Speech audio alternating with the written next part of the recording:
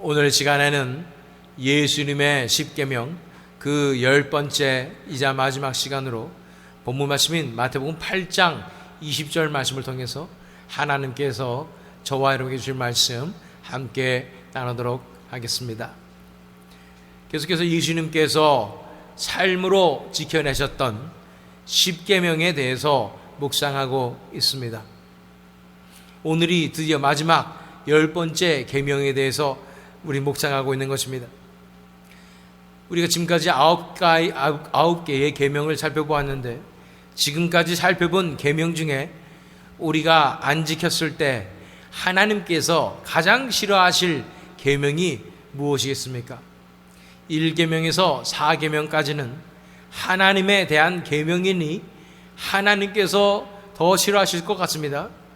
그런데 5에서 10계명은 이웃에 대한 계명인데 하나님은 가난한 자들을 돌보시는 분이시고 공의의 하나님이시기에 하나님 자신에 대한 계명을 안 지키시는 것보다 이웃에 대한 계명을 혹시 안 지키는 것을 더 싫어하지 않으실까요? 그런데 제10계명은 이웃 사랑에 속한 계명이지만 또한 하나님과의 관계에 관한 계명인 것을 아십니까? 만약 이 계명이 하나님에 대한 계명이기도 하면 우리가 안 지켰을 때 하나님께서 가장 싫어하실 확률이 높습니다. 왜냐하면 이웃을 향해서도 이 계명이 속하고 하나님께도 속하기 때문에 이것을 안 지켰을 때 하나님께서 가장 싫어하시는 상황이 될 수도 있다는 것입니다. 왜 이 10계명이 이렇게 중요한지, 또 왜 안 지켰을 때에 하나님께서 가장 싫어하실 만한 계명인지에 대해서 이 시간 함께 살펴보는 시간 갖도록 하겠습니다. 10계명이 무엇이었습니까? 제 10계명은 신명기 5장 21절 말씀입니다. 내 이웃의 아내를 탐내지 말지니라. 내 이웃의 집이나 그의 밭이나 그의 남종이나 그의 여종이나 그의 소나 그의 낙이나 내 이웃의 모든 소유를 탐내지 말지니라. 이 계명은 특별히 단체 생활하고 광야 생활했었던 이스라엘 백성들에게 중요했던 말씀입니다. 항상 같이 있고 이웃 사촌 집에 무슨 일이 일어났는지 그들이 얼마나 갖고 누리고 살고 있는지를 계속 지켜보고 있었기 때문인 것입니다. 사실은 한국 옛날 교회에서도요, 옛날에 뜨거울 때 부흥회 때에서는 교회 다들 모여가지고 함께 예배하고 교제하고 날마다 그렇게 공동체로 살아갔었습니다. 아까 식사하면서 유건사님이 얘기하시는데 옛날엔 시골에서는 네 거 내 거 할 것 없이 그렇게 살았다고 말하는 것을 들었습니다. 그렇게 우리가 살게 될 때는 가까운 공동체가 됐을 때 더욱이 중요한 계명이라고 생각이 드는 것입니다. 청교도들은 이 계명에 대해서 겉으로 나타난 행동이 아니라 마음의 중심과 동기에 대해 말씀하시는 계명으로 해석을 했습니다. 그래서 겉으로 드러나는 죄악들은 결국 마음의 동기의 결과일 뿐이기에 우리 마음이 변화되지 않고서는 이 계명을 지키기가 너무 어려운 것입니다.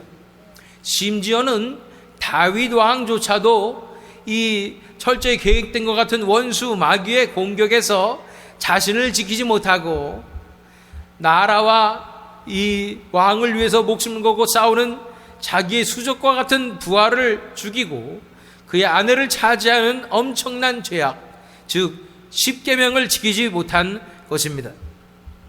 여기에서 다윗이 빠져든 깊숙한 이런 우리 자아의 동기를 볼 필요가 있습니다. 그것은 하나님께서 다 알고 계시고 모든 상황을 다 주관하시고 허락하신다는 것에 대한 신뢰가 없다는 것입니다. 한마디로 하나님을 믿지 못하는 범죄인 것입니다. 하나님께서 이미 다 주셨고 내게 필요한 것은 잘 아셔서 하나님 이미 다 주셨는데도 불구하고 내가 갑자기 뭔가 지금 필요한 것 같이 느껴지고 그래서 나는 지금 위로가 필요한가 봐. 그러면서 여인을 탐했던 이런 모습들을 바라보게 되는 것입니다. 자신에게 허락하신 만큼이 우리에게 가장 나은 것이고, 이웃과의 형평성을 고려해서도 하나님께서 허락하시는 것이 최선이라는 것을 믿는 것은 정말로 중요합니다. 우리 각기 삶 가운데 많은 어려움과 아픔도 있지만 많은 축복도 받았습니다. 하나님의 은혜를 누가 부정할 수 있겠습니까? 우리는 적신으로 벌거벗은 몸으로 태어나서 세상에 아무것도 가지지 못한 채로 태어났는데, 지금 이 세상에 살면서 아직도 우리는 많은 것을 갖고 있지 않습니까? 이것이 다 하나님의 은혜였다는 것을 기억할 필요가 있는 것입니다. 하나님이 이만큼 나에게 주셨으면 이것이 나한테 최선이니까 주신 거예요. 괜히 눈이 돌아가지고 다른 사람 보면서 쟤는 이만큼 가졌는데 나는 왜 이만큼 가진 것일까? 이럴 필요가 전혀 없다는 것입니다. 하나님을 신뢰하십시오. 우리에게 딱 필요한 만큼 주시는 거고, 그렇게 인도하여 주시는 줄 믿습니다. 아담과 하와가 선악과를 따먹을 때도 사탄이 공격한 것은 하나님을 향한 그 신뢰에 대한 공격이었고, 하나님께서 우리에게 최선의 것을 주신다는 것에 대한 믿음이 흐트러지게 하는 공격이었다는 거예요. 이미 그들은 다 가지고 있었고 단지 선악과 따먹지 말라고 그랬는데, 그것이 마치 하나님이 뭔가 엄청난 중요한 것을 우리에게 숨겨서서 아까워서 안 주시려고 하는 듯이 그렇게 사탄은 공격을 한 것입니다. 그렇지 않습니다. 하나님은 정말 우리 삶의 순간에 가장 필요한 것을 지금 주시고 계신 줄 믿으시길 바랍니다. 이것을 믿을 때, 하나님을 신뢰할 때 우리는 눈이 옆으로 돌아가지 않으며 이렇게 이웃의 것을 탐하지 않을 수 있을 줄 믿습니다. 다윗만큼 하나님의 은혜와 축복 가운데 머무는 사람도 드물었지만, 그 순간에 다윗은 자신에게 허락하신 하나님의 섭리가 갑자기 못마땅해지며, 갑자기 아내들도 있었는데 아내들도 못생겨 보이고, 갑자기 뜬금없이 우리아의 아내 밧세바가 지극히 아름다워 보이는 것입니다. 청교도들은 이렇게 제10계명을 설명할 때 이 계명을 지키지 못하는 것은 하나님의 섭리에 대한 정면 도전으로 보았고, 하나님의 주권을 거스르는 반역적 자세라고 말하고 있습니다. 하나님께서 충분히 주셨는데도 다른 것을 탐하며 다른 것을 다른 이웃의 것을 부러워하는 것은 하나님께서 주시는 섭리에 대한 정면 도전이다. 하나님의 주권을 거스리는 반역이다 라고까지 청교도들이 이야기하고 있는 것입니다. 그렇다면 사탄이 저지른 죄의 근본과 비슷하다는 결론이 나옵니다. 결국은 하나님을 신뢰하지 못하고 자신에게 주어진 것에 만족하지 못하고 하나님의 자리까지도 탐냈던 그 탐심이 사탄의 죄악의 근본인 것입니다. 그래서 골로새서 3장 5절 말씀을 읽어보면, 그러므로 땅에 있는 지체를 죽이라. 곧 음란과 부정과 사욕과 악한 정욕과 탐심이니 탐심은 우상 숭배니라. 탐심이에요. 탐심 때문에 그런 거예요. 내가 하나 가지면 더 가지고 싶은 거예요. 더 좋은 거 가지면 더 좋은 것도 갖고 싶은 거예요. 이런 끝없는 인간의 욕망과 탐심, 이것이 우상 숭배라고 말씀하시는 것입니다. 하나님을 신뢰하지 못하는 것입니다. 알아서 하나님이 다 해주시는데 내가 나서 가지고 나 더 가질래요? 그렇게 눈이 반짝반짝 돌아가면서 그렇게 살아가고 있었던 우리의 모습. 그로서리 스토어에서 한국 사람들 딱 표현하죠. 줄을 얼마나 잘 서느냐. 한국 사람 잘 서잖아요. 눈이 반짝반짝 돌아가는 거야. 어떻게 해서든 손에 안 보려고, 어떻게 해서든 빨리 가려고 그러는 것입니다. 하나님 앞에서 그러나 크리스찬들은 그렇게 살면 안 된다고 말씀해 주시는 거예요. 하나님을 믿으라고 말씀하시는 것입니다. 내가 줄 긴데 서면 감사한 거죠. 다른 사람이 더 빨리 갈 수 있으니까. 하나님께 나에게 주신 은혜가 이만큼입니다. 족합니다. 하나님 앞에 감사하며 하나님 앞에 영광 돌릴 수 있어야 되는 것입니다. 이쯤 되면 하나님께서 10계명 중에 안 지켰을 때 가장 싫어하실 확률이 높은 것이 바로 오늘 살펴볼 제10계명 것입니다. 남들과 비교하는 비교의식, 또 그것을 부러워하는 시기심, 또는 남의 것을 빼앗아서라도 차지하고 싶은 질투심, 이런 것들이 우리 마음 가운데 넘치는데, 이런 것들에 대한 근본적인 원인이 무엇이냐면 내 안에 내 스스로 불안정하기 때문입니다. 불안정해요. 이런 상황일수록 우리 안에 열등감과 낮은 자존감 때문에 괴로워하는 것입니다. 그렇기 때문에 자꾸만 다른 사람에게 눈이 가고, 별것도 아닌데 다른 사람께 더 좋아 보이고, 자꾸만 시기하고 남 잘 되는 걸 못 보고 질투하는 그 상황이 발생하는 것입니다. 진정으로 하나님 앞에서 안정감을 찾은 사람들은 남이 어떻게 되든 상관이 없어요. 진심으로 기뻐해주고 축하해줄 수 있는 것입니다. 사울 왕이요, 이렇게 불안정한 자기 의식을 가지고 있었던 사람 중에 한 명입니다. 우리 사무엘상 18장 7절로 9절 말씀을 읽어보면, 여인들이 뛰놀며 노래하여 이르되 사울이 죽인 자는 천천히요 다윗은 만만이로다 한지라. 사울이 그 말에 불쾌하여 심히 노하여 이르되 다윗에게는 만만을 돌리고 내게는 천천만 돌리니 그가 더 얻을 것이니 나라 말고 무엇이냐 하고 그날 후로 사울이 다윗을 주목하였더라. 분명히 다윗과 사울은 공존할 수 있었습니다. 또 다윗과 같은 신하를 얻는 것이야말로 왕으로서 가장 큰 축복이었습니다. 그러나 이날 이후로 이것이 불가능해지는 것입니다. 원인은 사울 자신의 마음속에 있는 불안정함, 영어로는 insecurity라고 얘기합니다. 왜 불안정합니까? 하나님의 섭리에 대한 신뢰가 없습니다. 그 누구도 신뢰할 수 없는 것입니다. 그는 하나님을 기다릴 수도 없었습니다. 이런 상황 가운데 다윗은 자신의 중대한 범죄도 불구하고 회개함으로 나아갔고, 하나님과의 관계에서 자신의 정체성을 찾고 안정감을 찾았습니다. 다윗은 하나님 안에서 정체성을 찾았어요.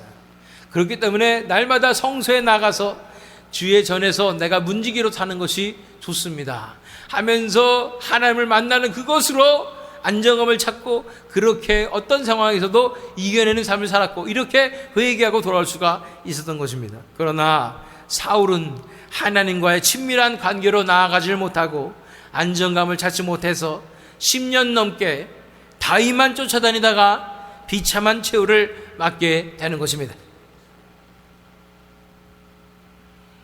이런 것에 대해서 예수님은 뭐라고 말씀하시냐면, 오늘 본문 말씀인 마태복음 8장 20절 말씀을 읽어보면, 예수께서 이르시되 여우도 굴이 있고 공중의 새도 거처가 있으되 인자는 머리 둘 곳이 없다 하시더라. 이 말씀을 들을 때 어떤 느낌이 드십니까? 여우도 굴이 있고 공중의 새도 거처가 있는데 인자는 머리 둘 곳이 없다. 예수님께서 불만을 표현하시는 것일까요? 아니, 다들 거처가 있는데 왜 나만 없어? 이러면서 비교의식으로 불만을 표출하시는 것일까요? 아닙니다. 예수님의 삶의 자세에 대해서 말씀하시는 것입니다. 하나님께서, 아버지께서 허락하시는 만큼만 사는 것입니다. 아무것도 예수님께 중요한 것이 없는 것입니다. 다른 사람들 다 떵떵거리고 살아도 나는 또 머리 둘 곳이 없어도 나는 만족합니다. 아버지께서 주신 이 삶이 만족합니다 하면서 살아가는 것입니다. 더 이상 욕심이 없습니다. 전적으로 아버지를 신뢰하되 이 세상의 것에 전혀 욕심을 내고 있지 않는 것입니다. 이런 것이 가능한 것은 전적인 아버지와의 관계에서 만족을 누릴 때에만 가능한 것입니다. 내 마음이 다 채워지잖아요. 내 마음이 만족하잖아요. 그러면 다른 데로 눈이 안 돌아가요.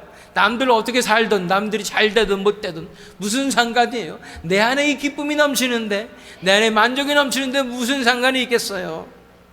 세상에서 다른 사람들이 산의 진미를 마음껏 먹고 누리고, 아름다운 아내와 또 가정과 좋고 안락한 집 속에서 살아갈 때도 전혀 흔들리지 않는 것은 하나님과의 관계에서 진정한 만족을 누리기 때문인 것입니다. 예수님께서는 그래서 사람에게 좌지우지되지 않으셨어요. 사람을 의지하거나 사람들을 신경 쓰지 않으셨습니다. 요한복음 2장 24절 25절 말씀, 예수는 그의 몸을 그들에게 의탁하지 아니하셨으니 이는 친히 모든 사람을 아시며 또 사람에 대하여 누구의 증언도 받으실 필요가 없었으니 이는 그가 친히 사람의 속에 있는 것을 아셨습니다. 사람이 사람의 좌지우지되면 우린 자꾸만 눈이 돌아가게 되고, 그래서 우린 불행해가게 되고 시기심, 질투심에 불타오르게 되는 것입니다. 그러나 예수님은 그 한 가지를 가지고 있었으니 하나님 나라에서 아버지를 배웠고 그분 안에 만족하는 것입니다. 하나님 나라 가운데 그 평안을 누리고 사는 것입니다. 그 평안을 또한 예수님께서 우리에게도 주시겠다고 말씀하시는 거예요. 요한복음 14장 27절 말씀에 평안을 너에게 끼치노니 곧 나의 평안을 너에게 주노라. 내가 너에게 주는 것은 세상이 주는 것과 같이 아니하니라. 너희는 마음에 근심하지도 말고 두려워하지도 말라. 하나님과의 친밀한 관계로 우리의 안정성을 찾을 때에 이런 탐심과 시기와 질투, 또 이 불안정함으로부터 자유케 될 줄 믿습니다.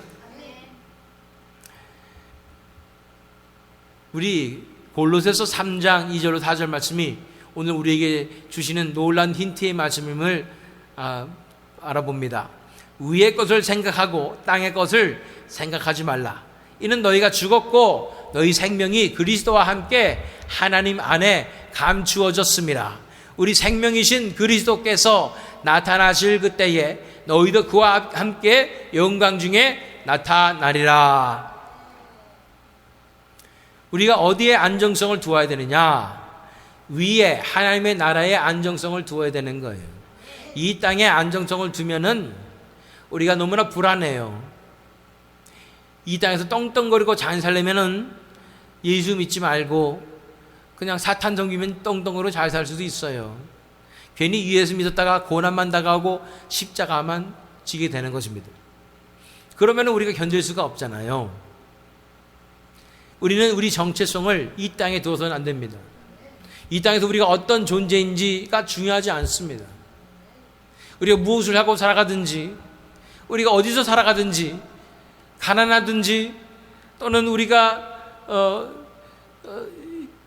얼굴이 못생겼든지, 남들보다 덜 가졌든지 이게 중요하지 않아요. 하나님 나라의 정체성으로 위의 것을 바라보며 거기서 살아갈 때 거기서 우리는 안정감을 찾으면 되는 거예요. 살면서 그런 분들 보셨어요? 아무것도 가진 것이 없고 정말 뭐 이게 구석이 없어요. 뭐 이렇게 행복할 구석이 없는데 맨날 행복해. 이분은 교회 다니냐고 물어보면 교회 다닌대. 왜 그럴까요? 이분은 진짜 하늘에 소망을 두고 사는 분이에요. 하나님 나라의 정체성이 있는 분인 거예요. 위의 것을 생각하시는 분이라는 거예요. 위의 것으로 생각하면서 거기서 온전히 내 마음이 다 채워지면은 남들이 어떻게 살든 잘 살든 못 살든 이것이 나랑 전혀 상관이 없는 것입니다.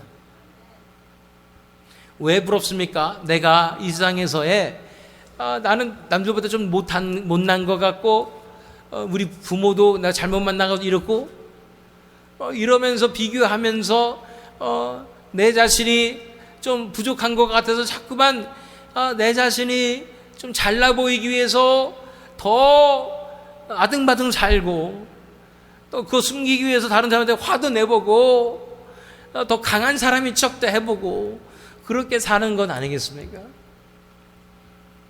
그렇게 사시나 힘드셨죠 지금까지? 이제 수고 많으셨어요. 그렇게 안 사셔도 돼요.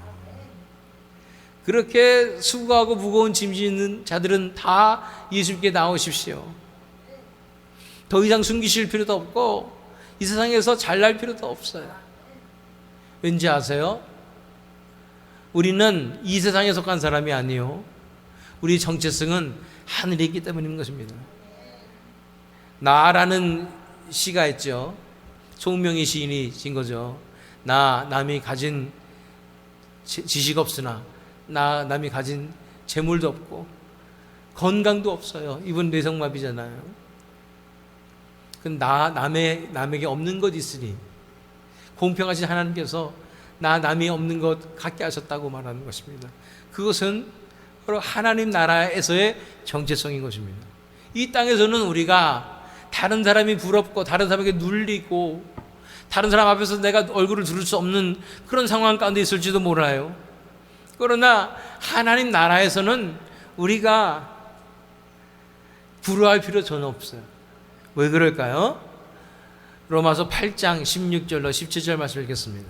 성령이 친히 우리의 영과 더불어 우리가 하나님의 자녀인 것을 증언하시나니 자녀이면 또한 상속자 곧 하나님의 상속자요 그리스도와 함께한 상속자니 우리가 그와 함께 영광을 받기 위하여 고난도 함께 받아야 할 것이니라. 아니 우리 하나님의 자녀래잖아요. 왕 대신 하나님의 자녀면 우리 뭐 다 왕자 공주래잖아요. 이 땅에서 우리가 어떻게 사는 게 무슨 상관이 있겠어요. 남들이 이 세상에 돈 잘 벌고 자식도 잘 되고 행복하게 사는 것 같고 떵떵거리며 사는 것이 또 무슨 소용이 있겠어요. 아이고 그렇게 살아봐라. 그리고 좀 있으면 다 망하게 돼 있어요. 다 불타게 돼 있어요. 근데 우리가 정체성이 어디 있다고요? 하늘에 있는데 우리가 뭐라고요? 하나님의 자녀라는 거예요. 하나님의 자녀이기 때문에 그냥 간신히 하나님의 자녀라고 얘기하지 않고 뭐라고 말씀하시냐면 자녀이면 또한 상속자 곧 하나님의 상속자라고 말씀하는 것입니다. 상속자 그러면은 유업을 얻는 사람들 아니겠습니까? 유산을 상속받는 사람들 아니겠습니까? 하나님 나라를 상속받을 뿐 아니라 하나님 나라의 온갖 귀한 것을 상속받는 자들인 줄 믿습니다. 이 세상에서도 조금 돈만 많아도 뭐 준재벌만 돼도 자기가 준재벌 상속자라 그러면 사람들이 벌벌 기고 부러워하고 그렇잖아요. 어깨 딱 펴고 살아가고 부러운 것 안 부러운 것 없이 그렇게 살아가는 것입니다. 근데 우리는 하나님 나라의 상속자라고 말씀해 주시는 줄 믿습니다. 그러니 이 정체성을 가지고 그 안에서 만족한다면 우리가 이 땅에서 어떻게 살아가든 무슨 상관이 있겠습니까?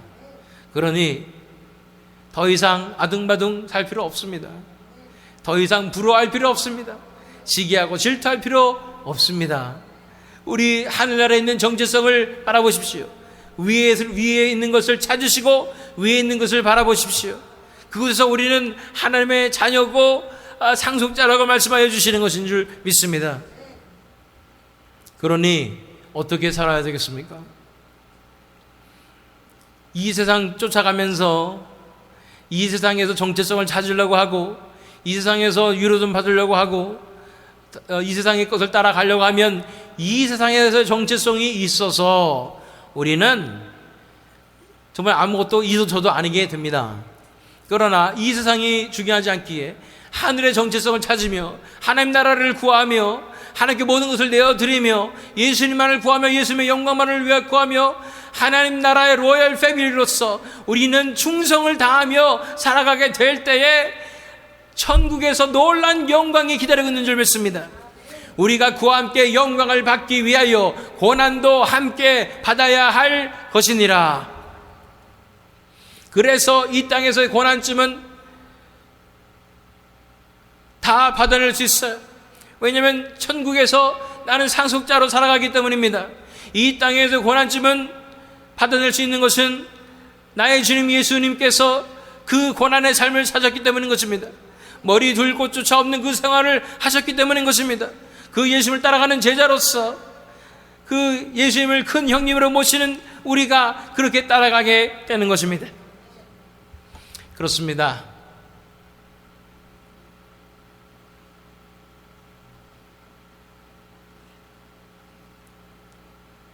세상의 것을 부러워하지 마십시오. 하나님께서 다 계획이 있으셔서 우리에게 주실 만큼 주셨음을 바라보십시오. 그리고 정체성을 위의 것에 주십시오. 하나님 나라에 두십시오. 그곳에서 놀라운 하나님 나라의 상속자로서의 영광과 축복이 기다리고 있는 것을 바라보시고 정진하셔서 결코 흔들리지 말고 그와 함께 영광을 받게 하여 고난도 함께 받는 이 삶을 끝까지 살아내시는 저 여러분 되시기를 축원합니다. 마지막으로 예수님을 바라보시길 바랍니다. 예수께서 이르시되 여우도 굴이 있고 공중의 새도 거처가 있으되 인자는 머리 둘 곳이 없다 하시더라. 이 땅에 머리 둘 곳이 없어도 하나님 나라의 왕자로서 살아가셨던 예수님의 그 발뒤꿈치를 따라가며 이 십자가의 삶을 끝까지 살아내므로 하나님께 영광 돌리며 또 이 11조를 다 지켜지는 예수님을 닮아서 다 지켜지는 삶을 승리해내시는 저 여러분 되시기를 또한 이 새미등 장로교 되기를 예수 그리스도의 이름으로 축원합니다.